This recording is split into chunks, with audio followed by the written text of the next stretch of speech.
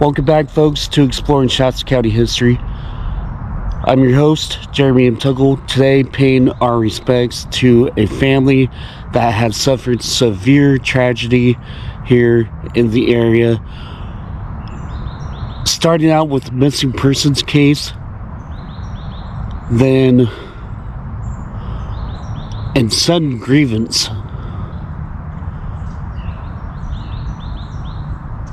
It whirlwinds into a aviation tragedy.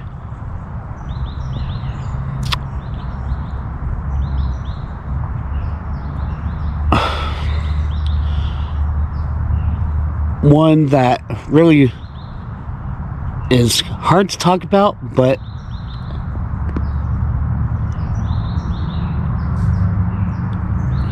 somewhat attracted me and my girlfriend Latoya to do the research behind this and see what had actually transpired throughout the lives of this family during that time in the 1930s when these events started taking place. On a sunny summer day on July 7, 1932, George R. Halcomb, a local Reading bank clerk, age 25, and his wife Sadie Mayday Halcomb, age 20, took to the skies from Benton Airport with a local Reading pilot named Ollie Andrew Rose, age 45, while a massive search of the nearby brush-covered grounds next to Halcomb's father's residence at 1821 11th Street were conducted. For George's younger brother, 17-year-old Thomas Frederick Halcomb, a native of Reading, who was born in that city on January 3, 1915. Search parties comprised of friends, family, and neighbors along with the assistance of 50 youth members of local Boy Scout of America troops, as well as the Reading Police Department under the command of City Marshal William E. Pop Smith, and local firefighters aided the Halcomb family in an effort to locate the younger Halcomb boy, who disappeared from his father's Reading home on July 5, 1932. Authorities said that the young boy was last seen by Harry Shelton and Mrs. H. Van Cleve, who last saw the boy at 11 a.m. that day on the highway bridge north of Reading, presently the Diesel Horse Bridge, walking across it to the community swimming pool, where he was later seen seated on the bank of the river watching swimmers swimming in the community river pool. They were the last people to see the boy alive.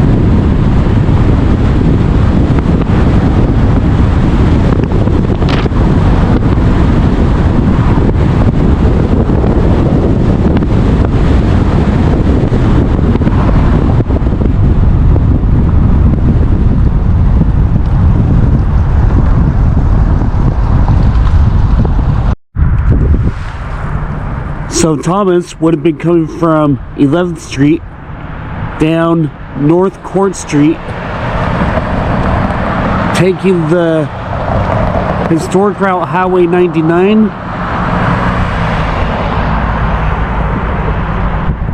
to the Diesel Horse Bridge, which is right over here. A lot has changed since the Lake Reading Bridge was put in 1997. The road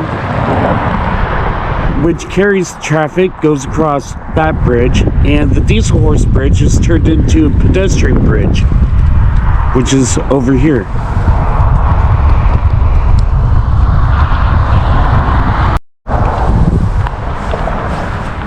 Coming into the historic Diesel Horse Bridge now, Thomas would have taken this route going northeast on the bridge to the community river swimming pool where he was last seen.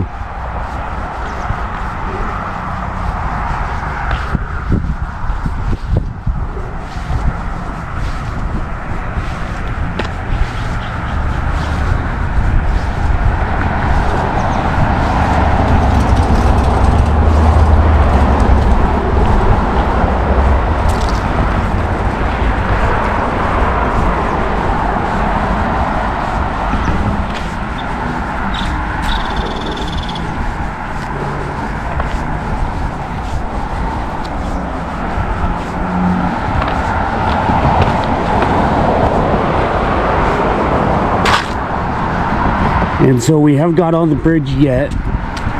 We're still on the right of way to the bridge. Thomas would have been right up here, entering the bridge.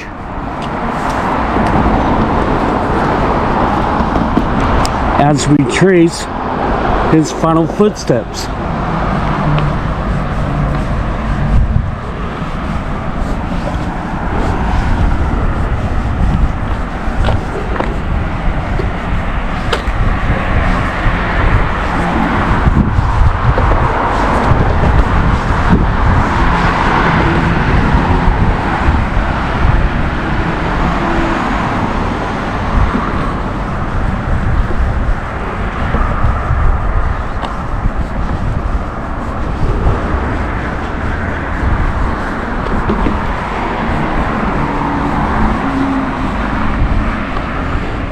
Lake Reading Bridge to my right was built in 1997.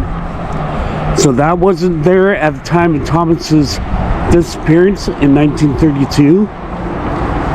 He would have been coming into the view of the swimmers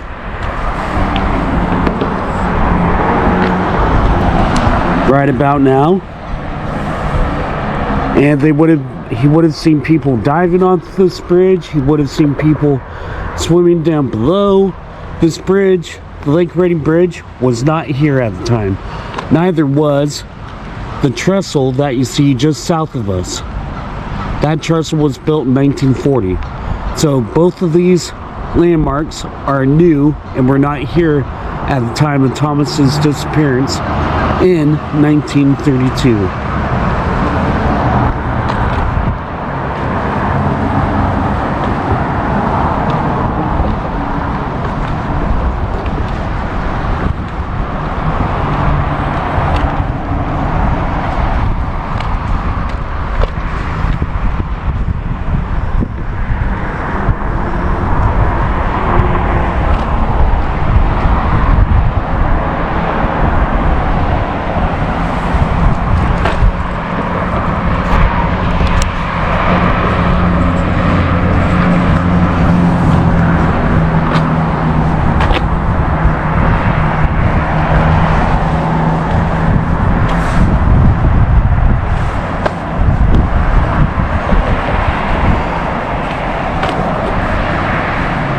Thomas was coming from the southwest approach down to the northeast approach down here, coming to the Community River swimming pool, which used to be here.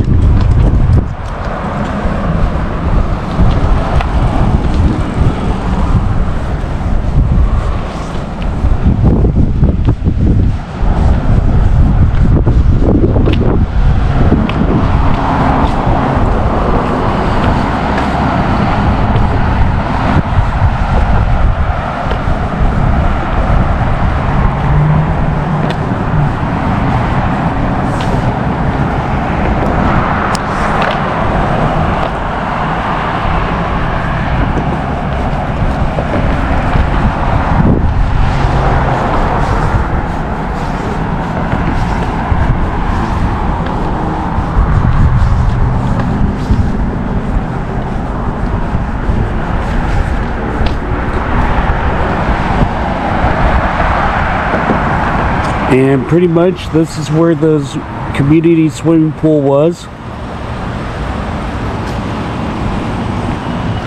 Now as we get down to the northeast approach right here, I have to go down and around and back onto the trail down here because there's no access to that side over here since they put in the Lake Reading Bridge there. It's only for through traffic, as you can see.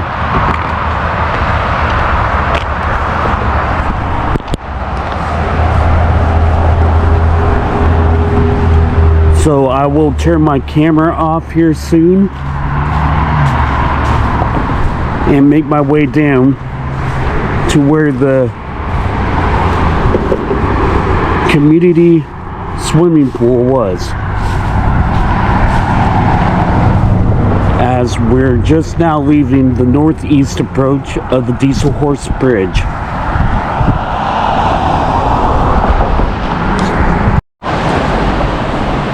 Okay, folks, we're coming into a portion of overlapping history here. This is actually the spot of Lake Reading Regatta of the 1930s, but this was after the disappearance of Thomas Frederick Halcomb. The Lake Reading Regatta was here from 1933 to 1939, so this would have been after. Thomas would have been coming on top of this bridge here, the Diesel Horse Bridge, on the northeast approach, coming off the bridge.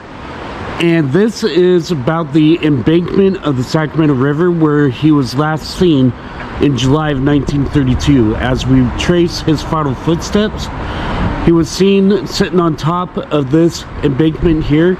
This bridge was not built yet. This is the Lake Reading Bridge, which was built in 1997. Thomas would have been sitting in this area looking out at the community river swimming pool, watching everybody jump off the Diesel Horse Bridge here and swimming. It was a sandy beach area. They had benches down here, which you will see. And this, he came off the northeast approach of the Diesel Horse Bridge, sat and watched people swim from here, and he was seen down in this area. This bridge that we're underneath right now, like I was saying, was built in 1997. It wasn't here at the time in July of 1932. That railroad trestle was not here at the time either. It was built in 1940. So there are a few new features here since Thomas's disappearance. And this is the embankment he was last seen on. Yeah, just something around. Right here. The benches are still here. They're the ones that you see on the left-hand side there.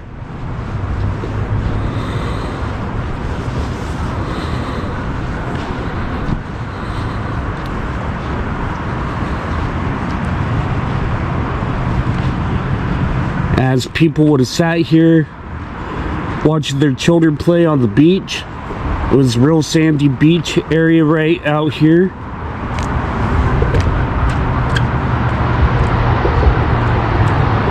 And some of the kiddie pools are still here. You'll still see the wood coming off the kiddie pools still in the river here. And that was marked off for them to use.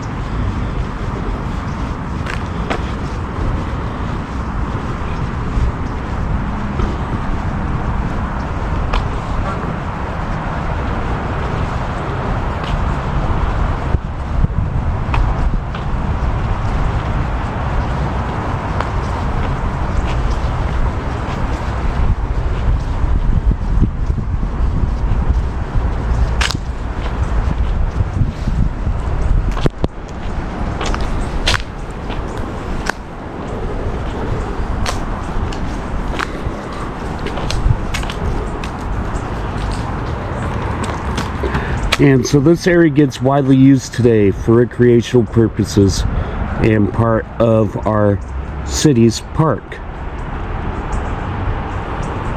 But this was the area that Thomas Frederick Halcomb was last seen in July of 1932 before he disappeared.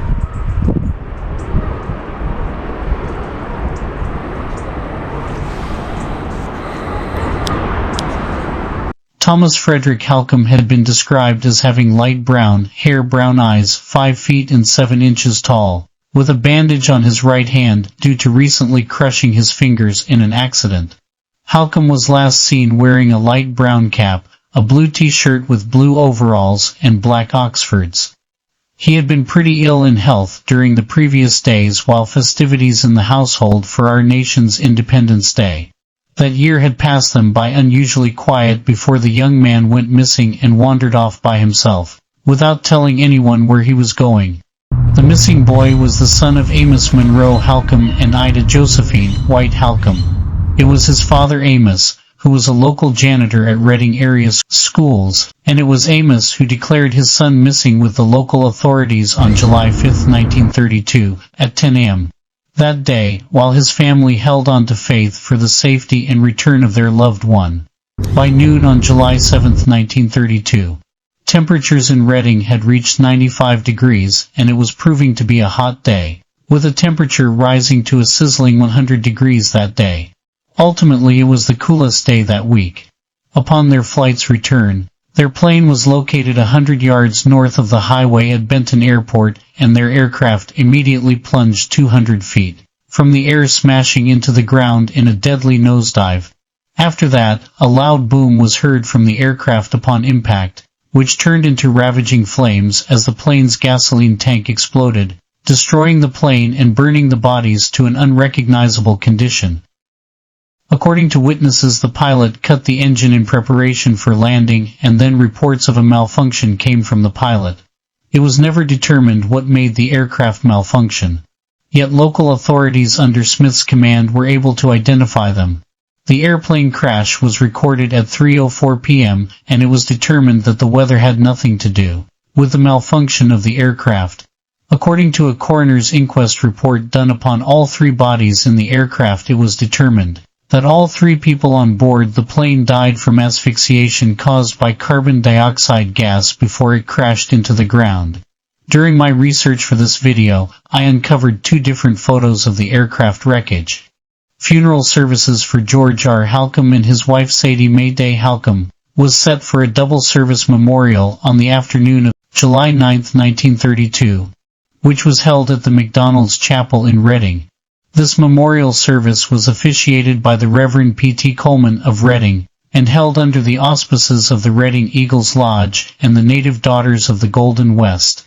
A large crowd of relatives and friends of the deceased gathered to pay their respects to their memory. Many floral decorations were placed in their honor, and later their bodies were interred into the Reading Cemetery, now Reading Memorial Park. A son named George R. Halcomb Jr., who was less than a year old, survived his parents at the time of their tragic deaths, and George Jr. became the heir of their estate. Due to the deceased parents of George R. Halcomb Jr., the baby was left with no legal guardian, and eventually his grandfather, Amos M. Halcomb, petitioned the court to become his legal guardian. The bulk of the estate of George R. Halcomb was comprised of a $2,000 insurance policy from the Metropolitan Life Insurance Company, which carries a double indemnity clause providing for the payment of $4,000 if death is accidental. The policy was in favor of his wife Mrs. Sadie Mae Day Halcomb, who was also killed in the aviation tragedy, which makes the estate go to the heir, their son George R. Halcomb Jr. It was local Reading attorney L.C. Smith who was handling the legal aspects of this case through his client Amos M. Halcomb. However, the Metropolitan Life Insurance Company declined to pay the double indemnity clause to the Halcombs due to them not paying commercially for their airfare, discrediting them as passengers in the flight to search for the missing boy. It was Amos who ended up taking the company to court, which ultimately decided the fate of the estate in Sacramento, California. During the Halcomb versus the Metropolitan Life Insurance Company trial, with the Honorable Judge Harold Louderback presiding, while the plaintiffs brought in witnesses who told the court that they saw the Halcombs pay Rose for their flight. Even Rose's wife was called to the stand, and she said they paid her husband for the flight. It was brought out in court that Ollie A. Rose operated a commercial flight service and always charged his passengers for their airfare. Eventually, Amos M. Halcomb won the case, and his grandson George R. Halcomb Jr. received the estate in full from the insurance company.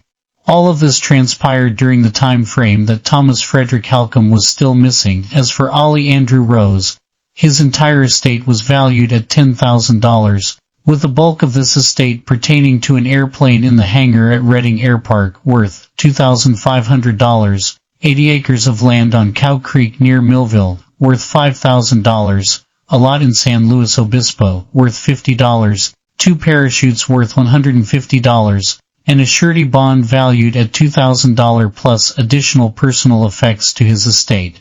This estate was bequeathed to his widow, Mrs. Ethel J. Rose. The funeral of Ollie Andrew Rose took place on the night of September 9, 1932, with his memorial service being officiated by the Reverend H. A. Luckenbach at the McDonald's Chapel in Reading. Like the Halcomb's memorial service, his funeral was largely attended and decorated with floral arrangements in his honor. However, his body was eventually delivered to Sacramento to be cremated. So, what happened to the missing boy, Thomas Frederick Halcomb, after he was last seen at the local community river pool watching the swimmers swim? No one really knows for sure. A number of bodies were discovered in the Shasta County region, which media reports claimed to be the remains of young Halcomb, but in the end the reports were never corrected. He somehow traveled in a daze south of town to a thick wooded area of Oregon Gulch. One time it was believed that a person had given a ride to the boy to cover that much ground, due to his health issues, but they simply just don't know how and why he traveled to that area near the city of Reading. When his body was officially located, it was determined by the coroner that no foul play caused his death. Passing out of the Reading city limits, the young boy apparently walked towards the southwest portion of the city near the city dump ground, crossed the divide in that area, and dropped into Oregon Gulch when he was officially stricken to death by exhaustion and exposure. This is where the young man was unable to rise, regain strength, and call for help. Thomas Frederick Halcomb perished on a hillside of Oregon Gulch near the McKay Ranch. Halcomb's body was discovered in Oregon Gulch on February 28, 1933, at 5 p.m. that day by a 16-year-old, partially blind and deaf dog named Minnow, owned by the family of Clay McRae, who lived on the McRae Ranch located southwest of the city, just 3/4 of a mile south on the Ono Road 3 miles west of Reading. Apparently, the dog was first seen with a human bone with a black Oxford shoe in its mouth by 2 miners named Earl Hayes and William Hayes, who had been mining near the McRae Ranch. It was William Hayes who immediately contacted Clay McRae and told him what he and his brother saw, and an investigation of the nearby lands was held by the Hayes siblings and the Clay McRae family, consisting of Bobby McRae and Betty McRae. Their kids went up the draw, and the adults in the search party stayed on the ridge. Suddenly, Bobby McRae shouted for his father Clay McRae to come to him. Then, there was a blue shirt with blue overalls and a mate to the black Oxford shoe brought in by the dog. This clothing was similar to that worn by Halcomb when he disappeared. The discovery was made within 300 yards of the residence, and at a spot passed several times last summer by McRae, who searched the district for the young boy. The bones were only 150 feet from a spot where mining operations were conducted that winter. McRae came into Reading and notified Coroner A.F. Souza Jr. The latter hastened to the scene and started the investigation. McDonald Scott were called and gathered up as much of the boy's body as they could find. A coroner's inquest report was completed on the remains of the young boy. Shasta County Coroner A.F. Souza Jr. testified that Thomas Frederick Halcomb died of exhaustion and exposure, and death took place on July 8, 1932, and documented it within the report. Death came to the boy just one day after the fatal aviation crash, which took the lives of his brother and sister-in-law, George R. Halcomb and Sadie Mayday Halcomb, along with their pilot, Ollie Andrew Rose. The interment of the body was made on February 28, 1933, at the Reading Cemetery, now Reading Memorial Park. Funeral services to honor the life of Thomas Frederick Halcomb were held later that month, at the First Baptist Church of Reading, with the Reverend P.T. Coleman officiating the service, which was largely attended. The Amos and Halcomb family eventually issued a card of thanks thanking the public in the Searchlight newspaper of Reading on March 2, 1933. And then Thomas is buried right here with his brother John.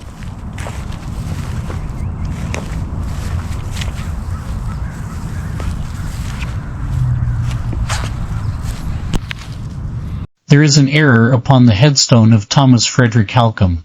It's inscribed that he was born in 1916. My girlfriend and I got an official informational copy of his death certificate which states that he was born on January 3, 1915. His date of death is also errored as well because this same document clarifies that he died on July 8, 1932. Once again, as if the family didn't suffer enough tragedy during their lives in the 1930s, another sad tragedy occurred to Amos M. Halcomb and Ida Josephine White Halcomb's son John E. Halcomb in 1934, which brought Thomas Frederick Halcomb's missing persons case back into the forefront of the media that year. One newspaper wrote the following: tragic death, which already had struck the Halcomb family 3 times in 2 years, descended again. On August 4, 1934, while on the highway near Sacramento and in the vicinity of Bright was walking to a nearby service station to get gas because his automobile ran out of gasoline, jumped out of the way of a passing big rig truck and into another oncoming vehicle driven by Leroy McDonald. It was McDonald who then took Halcomb to a nearby hospital that night. Identification of his remains were not identified until the following day. Halcomb family was notified right away, and then came down to verify the remains of their family member, and arrangements were made to have him interred into the Redding Cemetery, now Redding Memorial Park. So LaToya and I are here. Went ahead and got some flower arrangements to place on the headstones here, belonging to the case of Thomas F. Halcomb. Starting off with his parents, Amos and Ida Halcomb.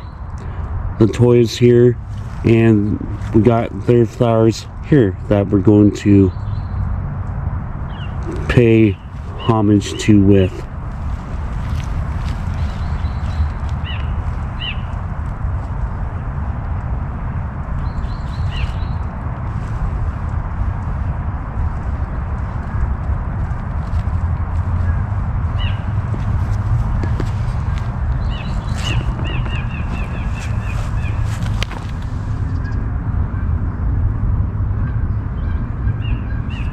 Here we are at George R. Halcomb and Sadie Mae Day Halcomb's final resting place, about to pay homage to them with my girlfriend LaToya as we set the flower arrangements upon their headstone in their memory.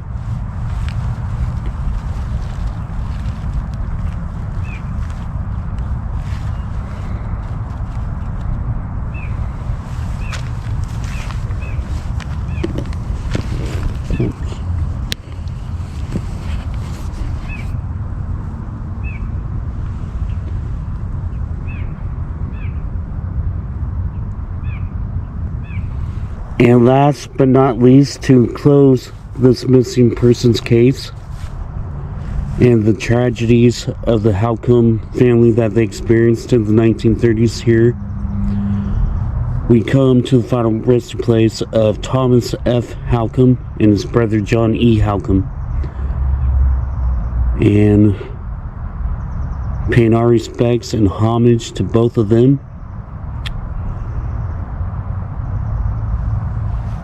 As LaToya places the flower arrangements,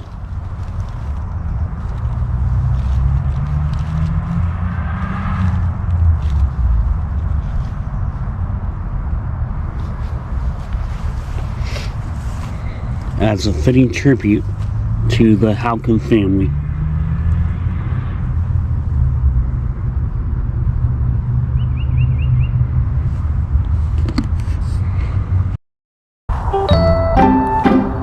Alright folks, if you haven't yet, please subscribe to my YouTube channel, and I'll see you on the next episode. Thank you for watching.